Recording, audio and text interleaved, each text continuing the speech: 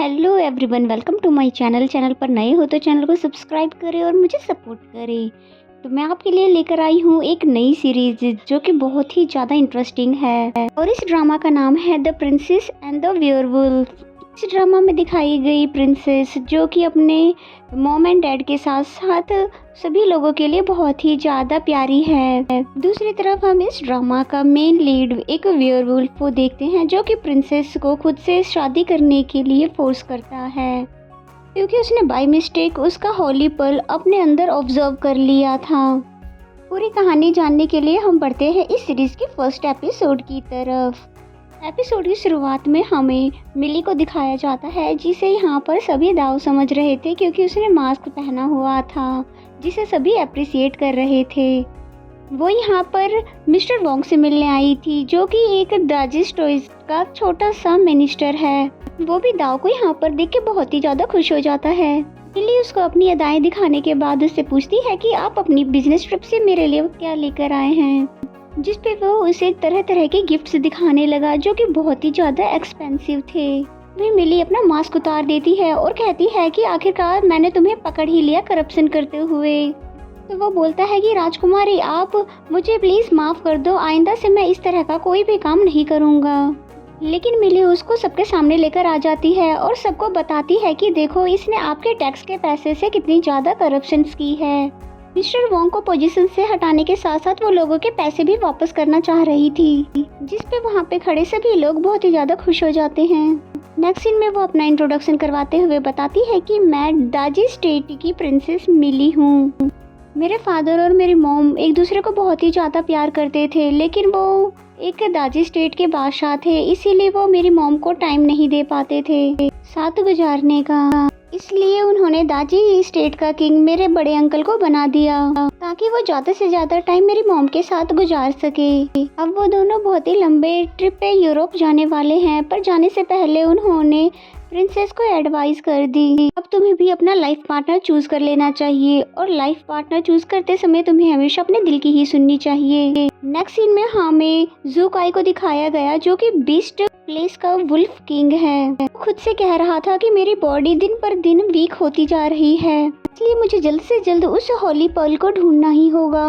फिर हमें 5 साल पहले का सीन दिखाया जाता है जहां वो बहुत ही बुरी कंडीशन में एक जंगल से गुजर रहा होता है। बॉडी होने के कारण वो चल नहीं पा रहा था और फिर तभी वहाँ पर जो कि प्रिंसेस थी ऊपर चढ़ी हुई थी वो उसके ऊपर आ गिरी, जिसकी वजह से उसका और उसी समय जू काई का होली पर्ल प्रिंसेस की बॉडी में ऑब्जर्व हो गया और उस दिन से आज तक वो अपने उसी होली पर्ल को ढूंढ रहा है, जिसकी वजह से उसकी बॉडी दिन पे दिन वीक हो रही है। फिर नेक्स्ट सीन में हमें दाजी स्टेट की रानी को दिखाया जाता है जो कि मिली की आंटी है। वो मिली के पास आके कहती है कि तुम 20 साल की हो चुकी हो, आखिर तुम शादी कब करोगी? और तुम जानती हो ना दाजी स्टेट में 15 साल की लड़की की शादी हो जाती है। तुम्हारी कजिन की तो 15 साल में ही शादी हो गई थी, वो लिटिल प्रिंसेस जो कि उसकी कजिन की ही बेटी होती है। वो बोलती है हाँ आंटी आप भी अपने लिए कोई जीवन साथी चूज कर लो। मिली सोचने लग जाती है कि भले ही मैं कितने भी बहाने क्यों ना मार लूं, आंटी ने तो मेरी शादी करवाना ही है। इसलिए मिली कहती है कि आप खुद ही मेरे लिए कोई अच्छा सा लड़का चूज कर लो। तभी आंटी बहुत सारे लड़कों की पिक्चर्स उसे दिखा देती है और उससे कहती है कि ये सभी बहुत ही बहादुर राजकुमार है और तुम्हें इनमें से जो भी पसंद आएगा हम तुम्हारे लिए उसे डन कर देंगे। जिसपे मिली कहती है कि ये सभी तो मेरे लिए एक जैसे ही है, आप मेरे लिए जिसको पसंद करेंगे समझ लेना मैं भी उसको ही पसंद करूंगी। जब आंटी उसके लिए प्रिंस पसंद करने लगी तभी वो लिटिल प्रिंसेस को चुप रहने का इशारा करके वहाँ से भाग जाती है। आखिर वो यही करना चाहती थी। नेक्स्ट सीन में हमें जू काई को दिखाते हैं जो कि बीस्ट प्लेन से के लिए ह्यूमन प्लेन में आया हुआ था और वो यहाँ पर होली पर्ल को ढूंढने आया था, जिस पर मिस्टर जीनू कहते हैं कि अगर आप मुझे इजाज़त देंगे तो मैं आपके लिए वो होली पर्ल को ढूंढ लूँगा और इसकी वजह से कहीं यहाँ के लोगों को हमारे बीच प्लान के बारे में पता ना चल जाए। जिस पे जू काई कहता है कि तुमने उस लड़की को देखा नहीं है और दूसरी बात हमने दाजी स्टेट का चप्पा चप्पा छान लिया है, बस महल में जाना रह गया है, उसे पहचानोगे कैसे? फिर दूसरी तरफ हमें दिखाते हैं राजकुमारी जो कि अपने अंकल के लिए एक तगड़ा सा घोड़ा ढूंढ रही थी जो कि आज ही अब्रोड से ट्रांसफर हुए। वहाँ एक एक घोड़े को ट्राई करने के लिए उसके ऊपर बैठ जाती है, जिसके साथ ही वो घोड़ा दौड़ने लग जाता है। जनरल भी उसको बचाने के लिए उसके पीछे पीछे आता है, लेकिन वो घोड़ा मिली को बहुत ही दूर जंगल में ले आ चुका होता है और जुकाई ने भी उसे देख लिया था। जैसे ही वो घोड़ा प्रिंसेस को नीचे गिराने वाला था, वैसे ही जुकाई उसे अपनी पावर से बचा लेता है और साथ ही उसे बेहोश कर देता है।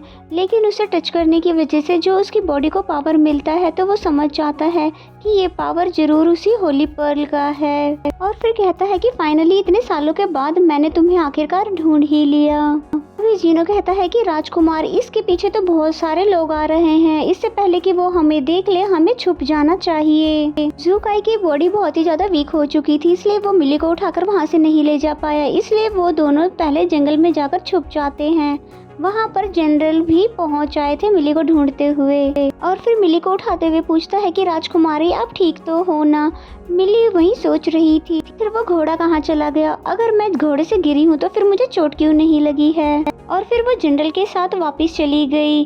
फिर जीनो कहता है कि राजकुमार आपने देखा, वो लोग इसे राजकुमारी कह रहे थे, यानी कि वो दाजी स्टेट की प्रिंसेस है, जबकि जुकाई की बॉडी तो और भी ज्यादा वीक होती जा रही थी और इसलिए अब प्रिंसेस को अपने साथ ले जाना बहुत ही ज्यादा जरूरी हो गया है।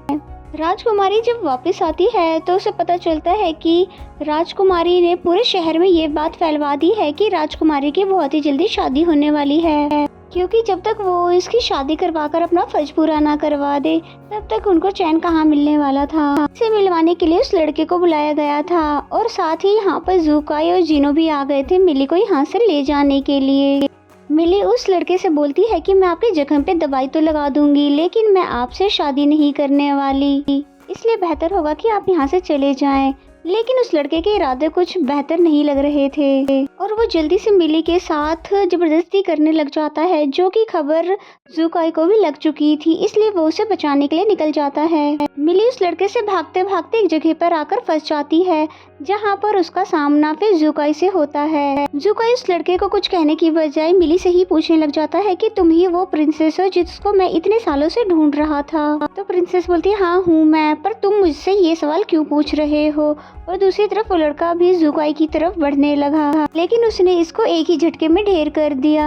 ये देख के तो प्रिंसेस को यकीन ही नहीं हो रहा था, वो यहाँ से बात बदलकर जाने की कोशिश करने लगी। फिर जुकाई ने उसे बेहोश कर दिया और जुकाई की मदद करने के लिए यहाँ पर जीनो भी आ जाता है, जिसने यहाँ के किसी गार्ड का बैच ले लिया था, क्योंकि हो सकता था इन्हें कभी भी यहाँ पर आने की जरूरत पड़ सके।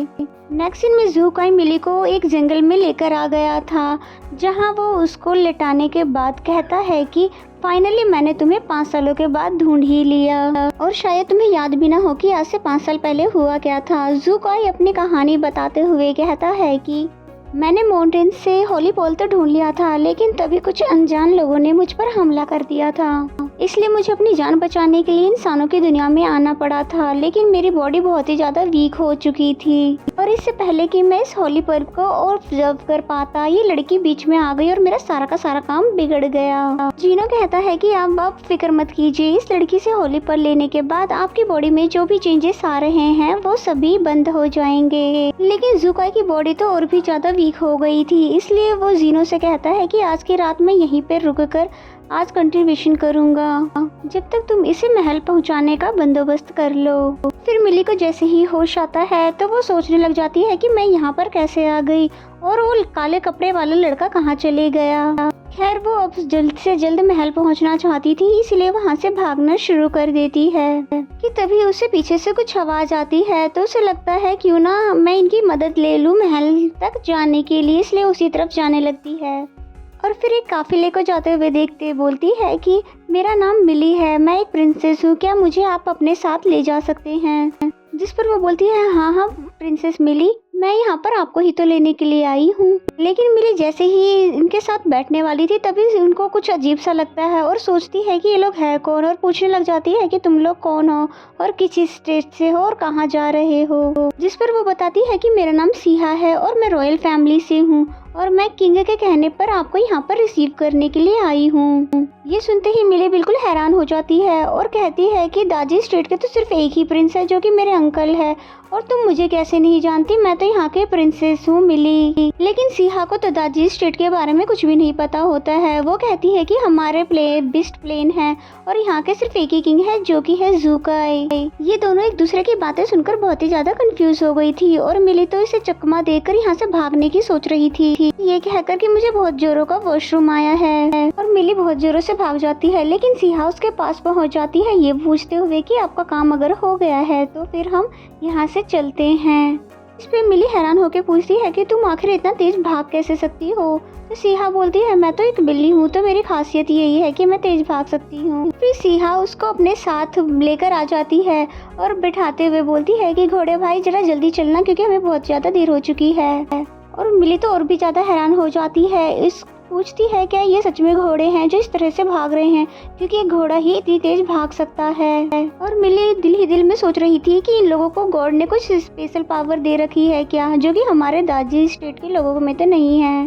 तो मिली सिहा से पूछती है कि तुम लोग अगर ऐसे हो जैसे कि तुम बिल्ली हो ये घोड़े हैं, तो तुम्हारे किंग कैसे हैं। तो सिहा बोलती है वो एक वुल्फ है, क्या आप उसके बारे में नहीं जानती, कितनी अजीब बात है।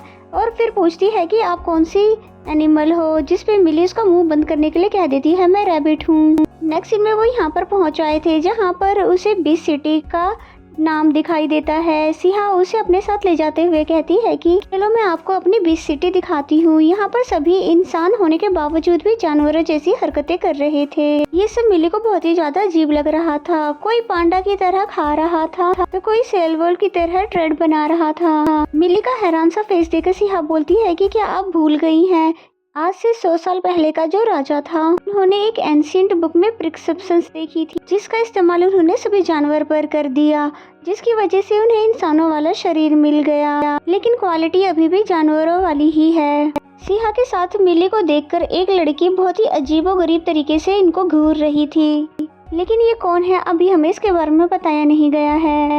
फिर मिली किसी न किसी तरह से सिहा को चकमा देकर वहाँ से भागने लग जाती है अपने घर जाने के बारे में सोचकर कि तभी उसे वहाँ पर किसी ने पकड़ लिया, जो उसे स्मेल करते हुए बोलती है कि लड़की तुम में से इतनी अजीब स्मेल क्यों आ रही है, कहीं तुम बीमार तो नहीं हो गई हो। वहाँ के आसपास में खड़े लोग सभी बोलते हैं हाँ डॉग्स की स्मेल करने की पावर बहुत ज्यादा होती है, यकीनन तुम बीमार हो चुकी हो इसलिए तुम्हें डॉक्टर को चेक करवाना चाहिए। लेकिन मिली उनको ये कहकर भाग जाती है कि नहीं नहीं मैं बीमार नहीं हूँ, बस मैंने तो परफ्यूम लगा लिया था। और फिर हमें दिखाया जाता है कि ज़ूकाई ऊपर से सब कुछ देख रहा था और वो कहता है कि ये लड़की यहाँ के लिए डिफरेंट है, इसलिए इसको यहाँ पे रहना बहुत मुश्किल होगा, लेकिन मैं इस लड़की को एक ऐसा मकाम दूंगा जिसकी वजह से यहाँ पर कोई भी इसे नुकसान न पहुँचा सके। जिस पे जीनो पूछता है कि राजकुमार आपके इरादे क्या है, तो ज़ूकाई कहता है कि मैं इससे शादी करूँगा।